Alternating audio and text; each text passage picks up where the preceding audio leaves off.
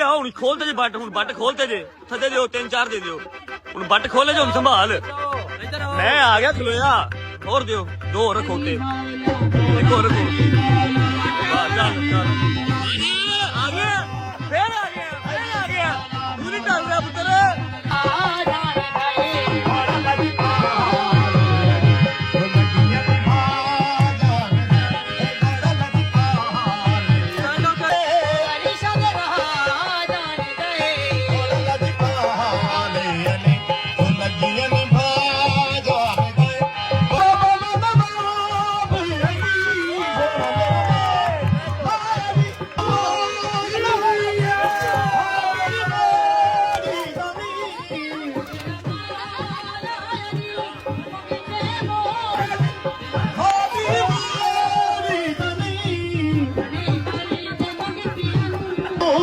ਚੱਲ